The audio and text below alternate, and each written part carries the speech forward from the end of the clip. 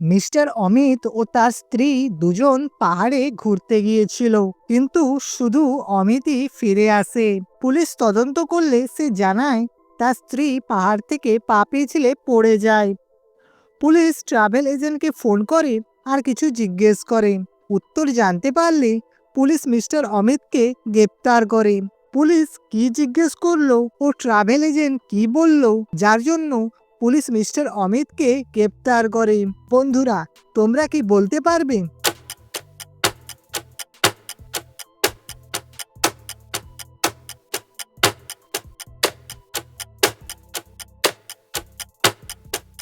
বন্ধুরা, তোমরা কি ভেবেছিলে আমায় নিচে কমেন্ট করে অবশ্যই জানিও।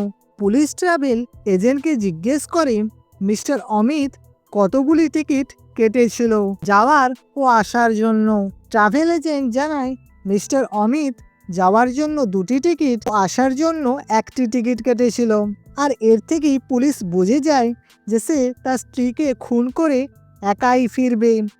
চলো পরের ধাঁধাটি দেখা যাক। 3জন বন্ধু গাড়ি করে একটি রেস্টুরেন্টে খেতে এলো। যখন তারা খেয়ে বাইরে এলো, তারা দেখতে পেল 2টি গাড়িতে বরফ পড়েছে, কিন্তু একটি গাড়িতে বরফ পড়েনি। বন্ধুরা, তোমরা কি বলতে পারবে একটি গাড়িতে বরফ পড়েনি কেন? তোমাদের যা মনে হয় নিচে কমেন্ট করে জানিয়ে দিও।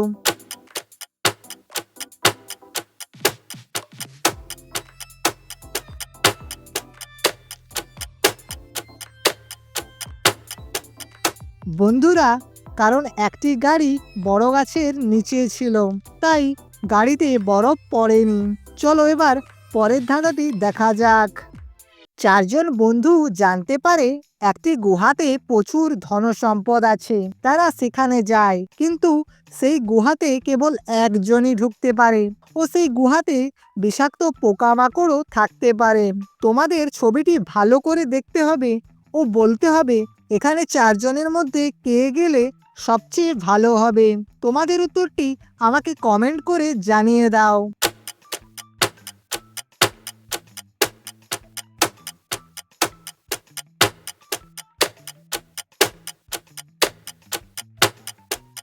বন্ধুরা, তোমরা যদি ভালো করে লক্ষ্য করো, 4জনের কাছে এমন কিছু নেই যার সাহায্যে তারা বিষাক্ত পোকামাকড় থেকে বাঁচতে পারবে। কিন্তু এই ছেলেটির পকেটে তার মোবাইল আছে। সে মোবাইলের ফ্ল্যাশ লাইট জ্বালিয়ে সেই গুহায় ঢুকতে পারে আর বিষাক্ত পোকামাকড় থেকে সতর্ক থাকতে পারে। তাই আমার মতে এই ছেলেটিকেই যাওয়া উচিত।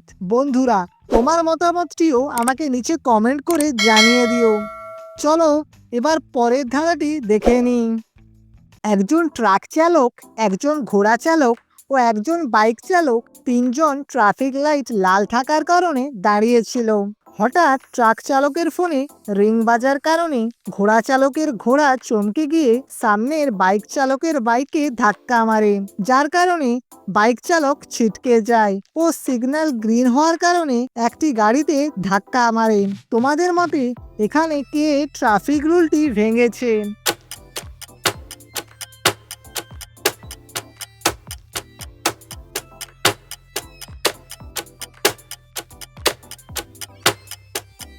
বন্ধুরা, এখানে বাইক চালকটি ট্রাফিক রুল ভেঙেছে, কারণ বাইক চালকটি হেলমেট পরেনি। চলো এবার পরের ধাঁধাটি দেখে নিই। বন্ধুরা, এই ছবিটি ভালো করে দেখো আর বলো এখানে কি ভুল আছে। পারলে কমেন্ট করে জানিয়ে দাও।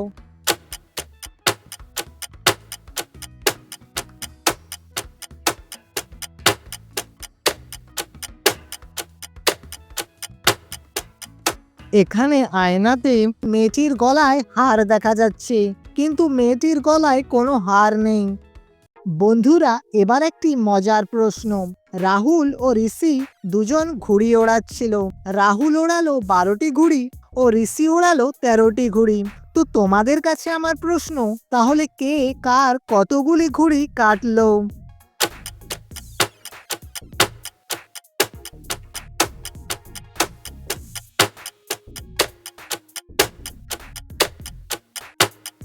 বন্ধুরা, তোমরা কি উত্তর দিলে আমায় নিচে কমেন্ট করে জানিয়ে দিও। আসলে বন্ধুরা, ঘুড়ির দড়ি কাটা যায়, ঘুড়ি কাটা যায় না। চলো এবার পরের ধাঁধাটি দেখে নিই। বন্ধুরা, এমন কি আছে যা দিনে দেখা যায় কিন্তু রাতে দেখা যায় না? বন্ধুরা, তোমরা পারলে কমেন্ট করে জানিয়ে দাও।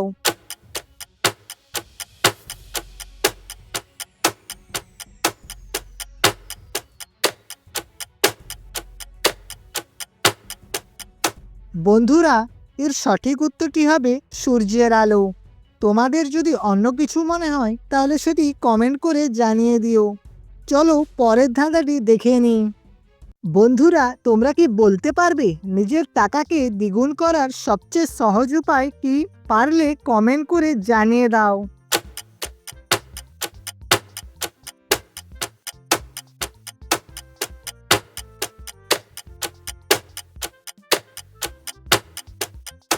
বন্ধুরা, নিজের টাকাকে দ্বিগুণ করার সবচেয়ে সহজ উপায় হলো টাকাটিকে আয়নার সামনে নিয়ে যাওয়া।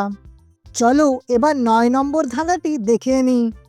একটি ঘরে 5টি মেয়ে ছিল, রিয়া, প্রিয়া, আকি, ঈশা ও ইরা।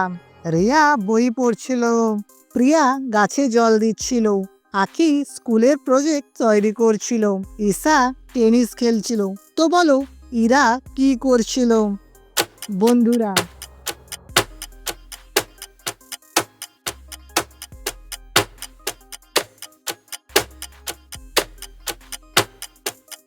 বন্ধুরা, টেনিস একা খেলা যায় না। ইরা ঈশার সঙ্গে টেনিস খেলছিল। চলো এবার পরের ধাঁধাটি দেখে নিই। বন্ধুরা, এই ছবিটি ভালো করে দেখো আর বলো এখানে কে জেল থেকে পালিয়ে যাবে?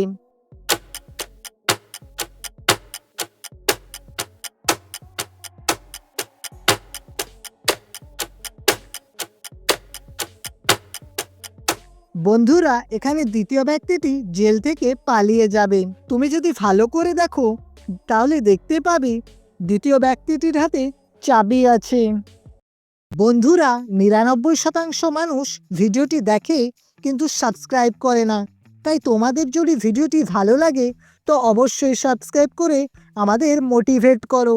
তোমাদের একটি সাবস্ক্রাইব আমাদের আরও নতুন নতুন ভিডিও বানাতে উৎসাহিত করবে। আর তোমরা যদি এমনই অসাধারণ ভিডিও দেখতে চাও তো এই ভিডিওগুলিও দেখতে পারো।